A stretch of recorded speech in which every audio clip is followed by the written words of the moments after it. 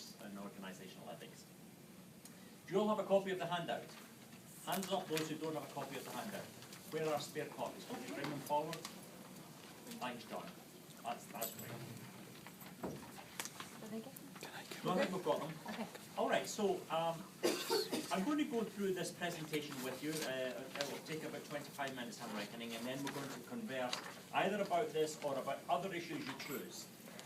Because research, you will learn from this conversation, ultimately reflects who you are.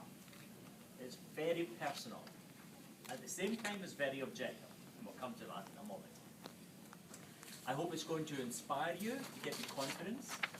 But what I want to assure you is that the curriculum that we have redesigned recently with Dr. Tanhavi coming here 2 years ago, we can pretty well guarantee you that this new research project focus in our curriculum will not only get you through the program expeditiously, but enable you to be published productively as peer-reviewed scholars at the end. So let me begin with point number 1. Form habits of reading and writing. These are the foundations of research. Now what that means is you've got to do a lot of reading, not just scholarship reading, but general reading. If you're not a reader, you're really not going to be a scholar. So learn the art of reading if you don't already have it. I'd love you to answer this question. We don't have time, it could be embarrassing, but think a little bubble in your head. What novel are you reading just now? And if you're not, why not? I'm too busy. No, you're not. If you've got time for TV or tweeting or whatever else, you've got time for it. What poetry have you read recently? Poetry. The language of love.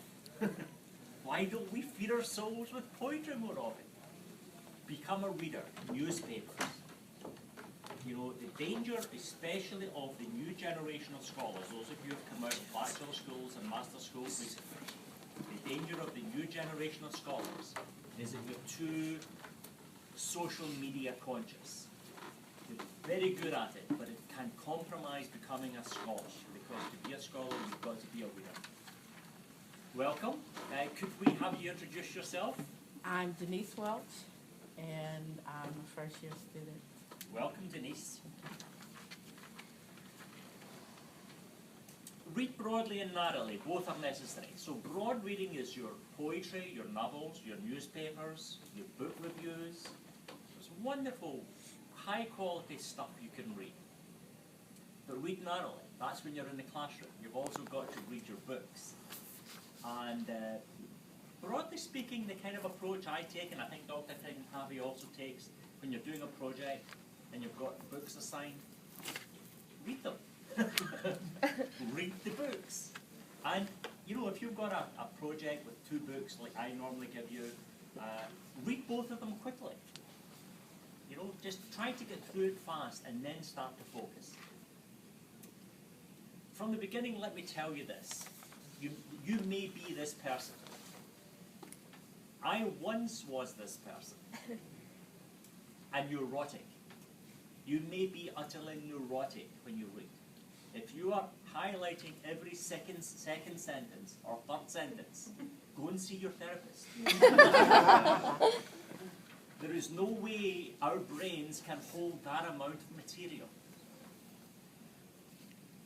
When you're reading a book and you get a sense of what the book is about, the contents page is a wonderful friend. It's already strangely divided into chapters and sections. It gives you the shape of it. Write regularly, preferably every day. Those of you who do exercise, who are in good shape, or those of you like me who are not in good shape and still do exercise, hoping against hope. I got a little puppy recently and I'm taking it out every day. I am exhausted coming back from that little puppy strutting along great style. But I'm doing better. I'm now got to the half-mile mark without calling a doctor. Anyway, write regularly. You understand exercising. If you stop doing it, you pay a price. It's the same with writing. If you stop writing, you will pay a price. Writing is a habit, and the more you do it, the better. Frequent the library. And yes, indeed, the online library is good too. but you've got to be a library visitor. You've got to go through the books, browse, peruse, and here is the absolute crucial characteristic of a scholar. Be curious. Oh, that's an interesting idea. Hadn't thought of that. Oh, that could be promising. Number 2, clarify a research question or problem, going from the general topic to a specific. This is one of the toughest things that we all have to do. We teach you how to do it course by course. You're doing your research projects. You're going to actually do your research essay in each class. And you're going to eventually do a dissertation project or dissertation topic or project for the HCE. It is difficult. The best way of doing it, I find, is to see where our general interests lie. You mentioned transplantation, and then you said organizational. You know, You're the one who had suggested last week. Yes, I mean, and you exactly. They move on, and you're beginning to surf ideas there. Be playful. Paul Ricoeur is one of the great authors of hermeneutics, and the core characteristic of his work is understanding the meaning of play, not as in playing chess, but in the playfulness of language and the different meanings that can arise. The best way of understanding that is poetry. You read a line of poetry, and it can mean multiple things to multiple people in very many different contexts. But the idea of playing with ideas in your head for your topic, your general topic, for your dissertation, start thinking about that now. And the more you can begin to think about that through your coursework, obviously, the better that's going to be.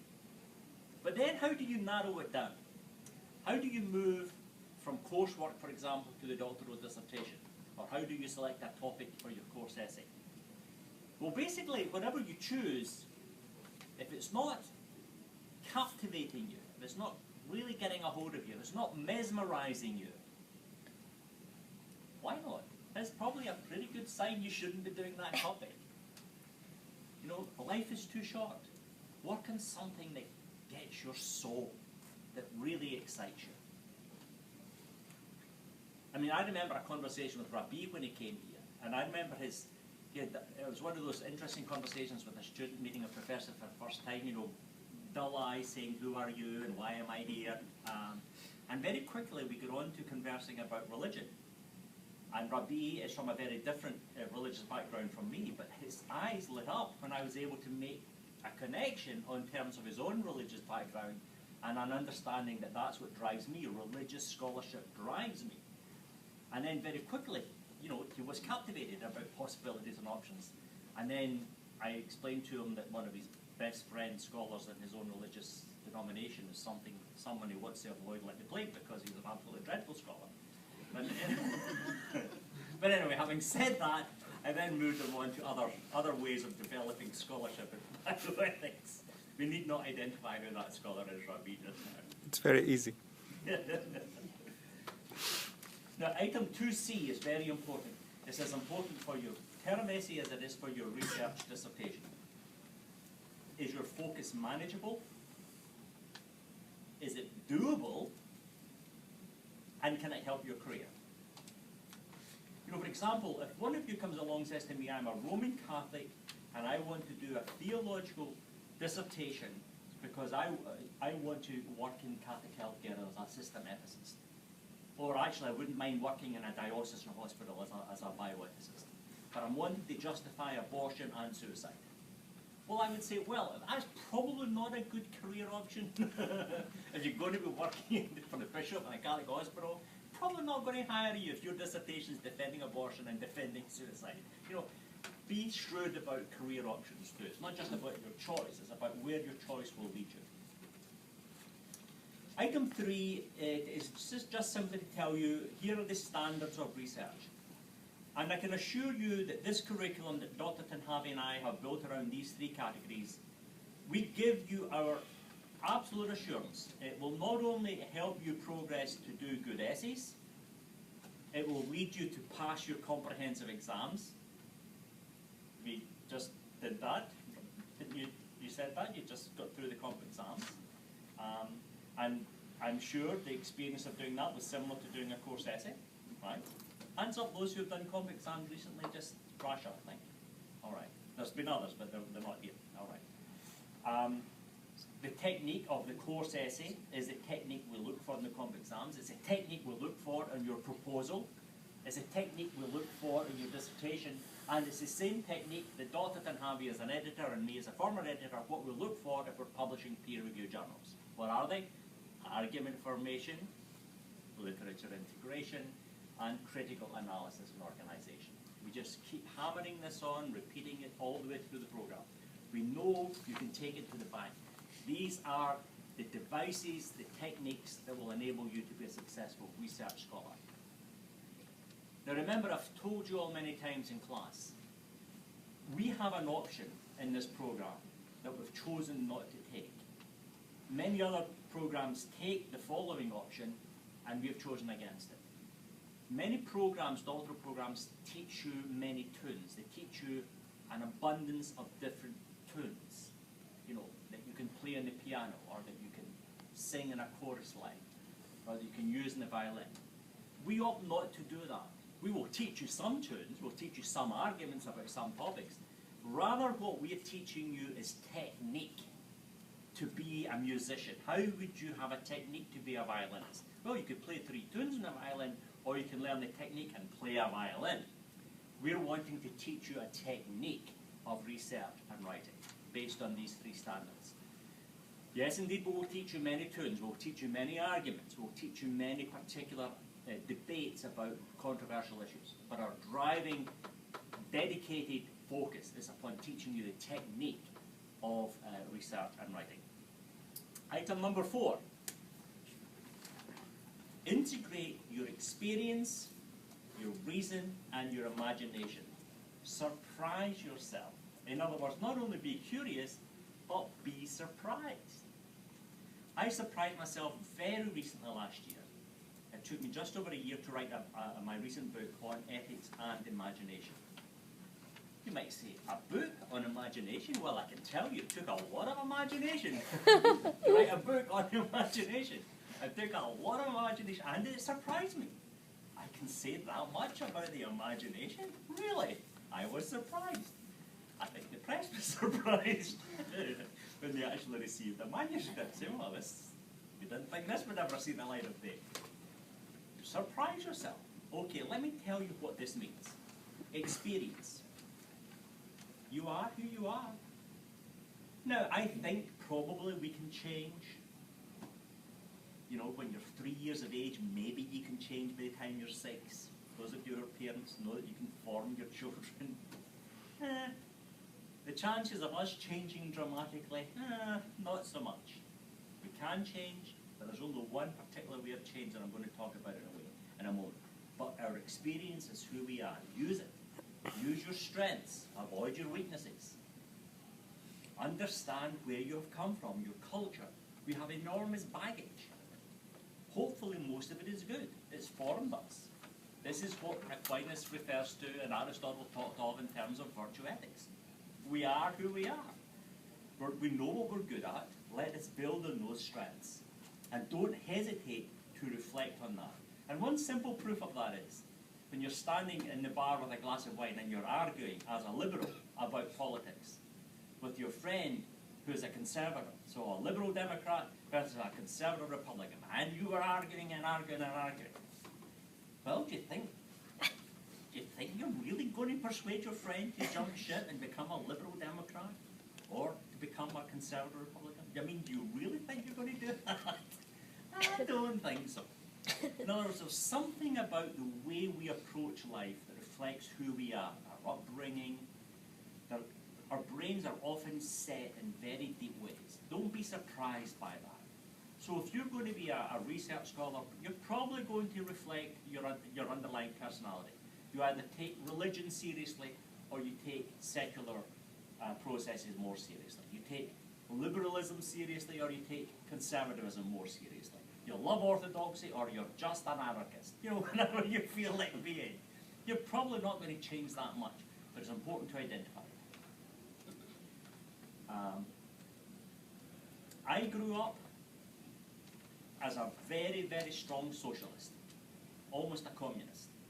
Where I lived in Glasgow, it's called the Red Clyde because it was run by the Communist Party.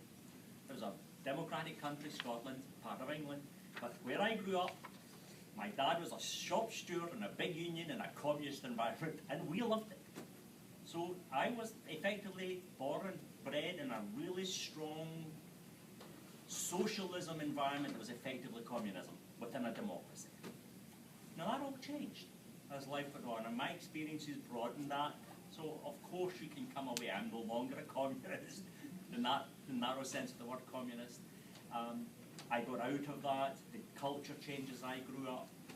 But what it hasn't changed is my appreciation for solidarity, my absolute commitment, primary commitment to the community, to communitarianism, my distrust of individuality, my distrust of too much focus on human rights versus social good. That's who I am, and you can see that in my writings. I'm always tilting that way towards what we would call the centre-left. Now, many other people will tilt towards the centre-right. My younger brother, he trained in biblical studies. I think he grew up in the same household as me. But he's centre-right, always has been. I've always been centre-left. So there you see, even the same background, you can have the same experiences can lead to different kinds of things. He is who he is, I am who I am, and it's reflected in all that I write. However, reason is unbelievably important. Let the sophistication of rationality influence your beliefs. We all have beliefs. We grew up with beliefs. And some of you actually so strongly believe today that you do a terrible thing to your children.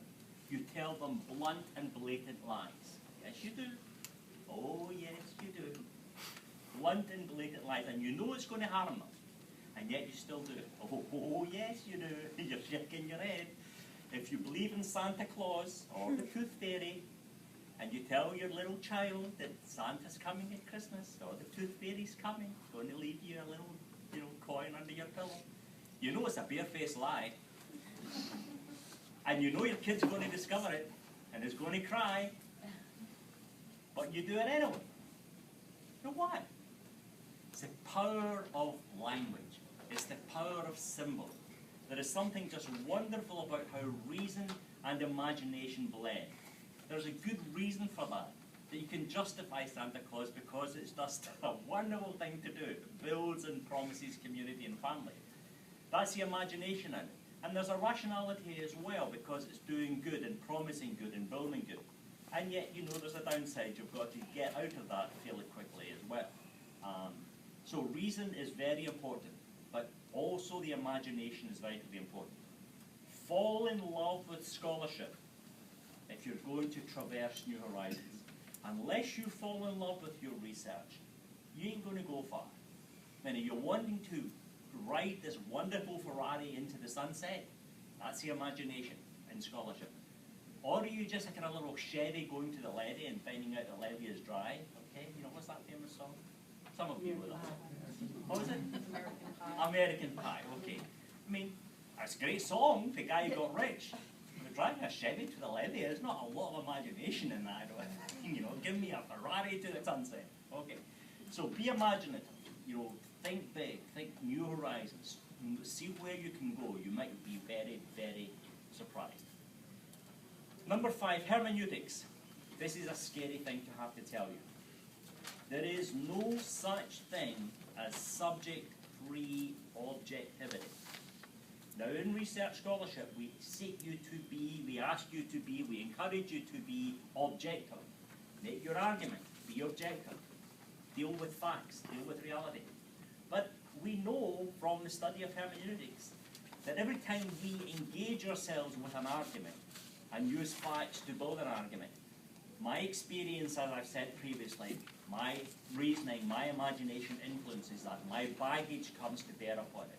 My subjectivity is always immersed deeply in the objective argument that I'm presenting. Don't be surprised by that.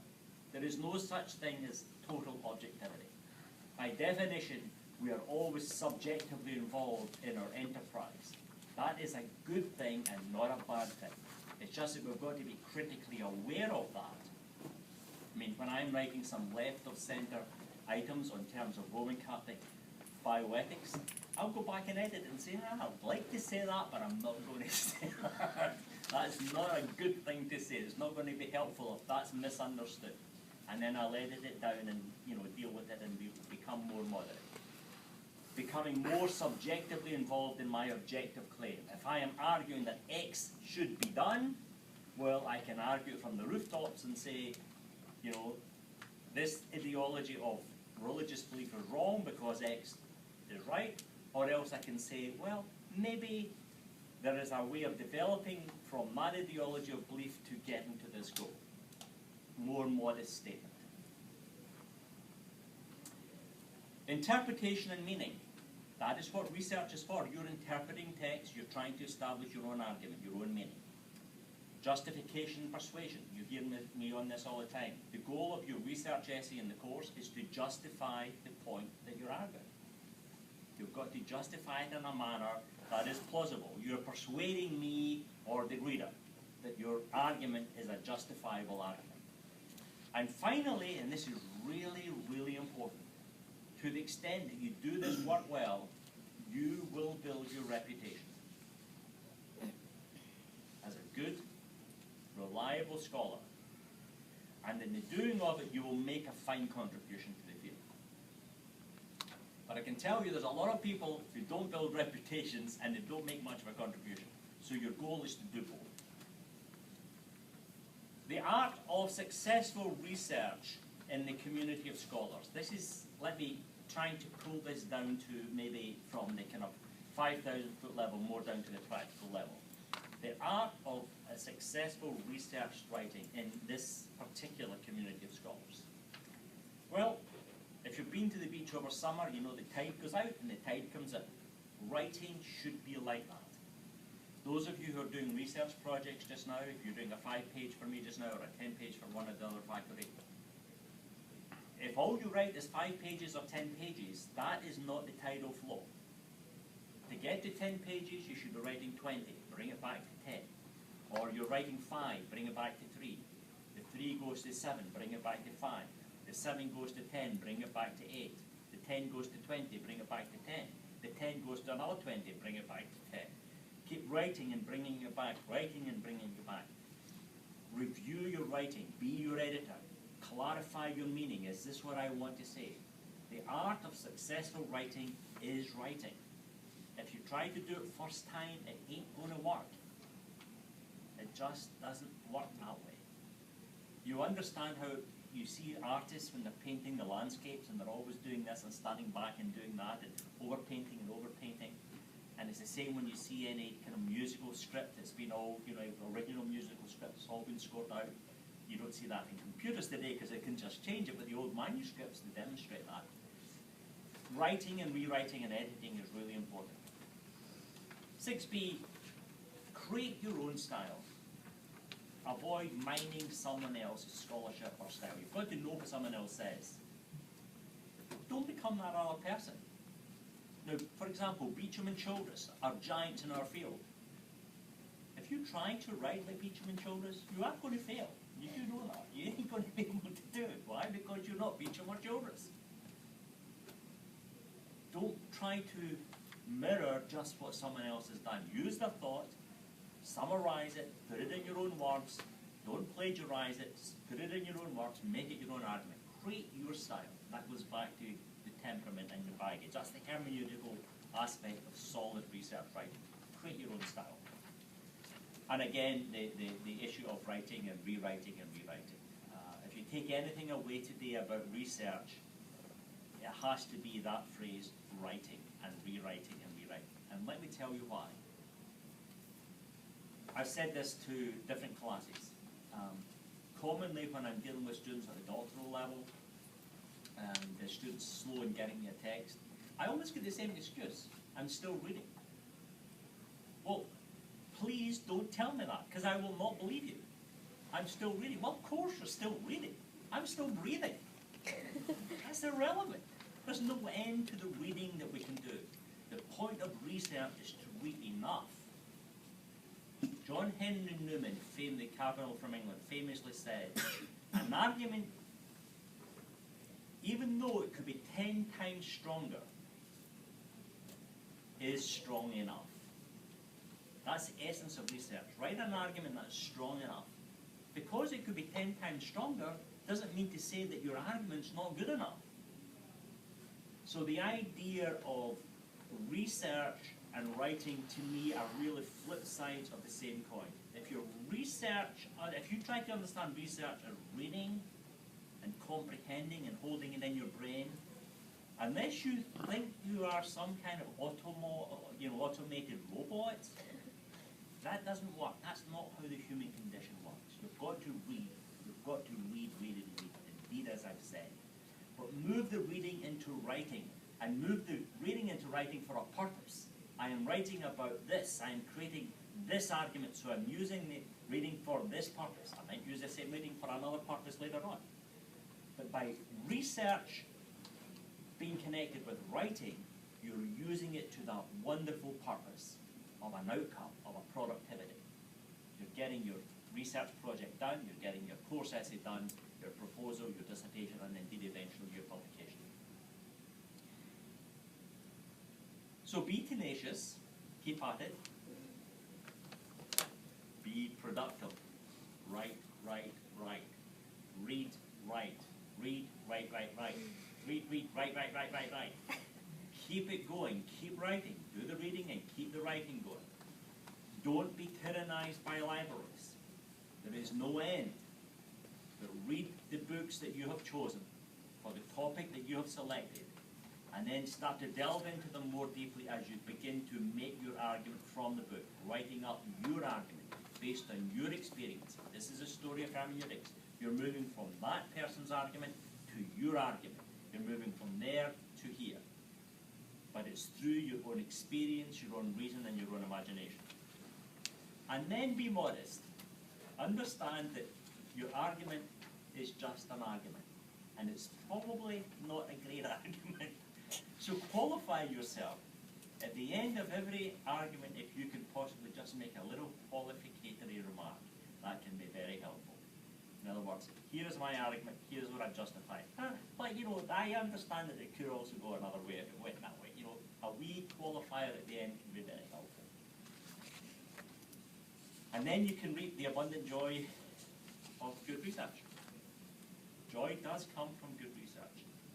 You're tired, you're often exhausted, but it gives you great joy knowing that what you've done, you've handed your research in for your faculty, you've received that wonderful grade that you're looking for, you've got your degree, and you've just had your dissertation argument accepted for peer review publication. Not a bad deal after all. Okay, so thanks, and we're going to now have conversation.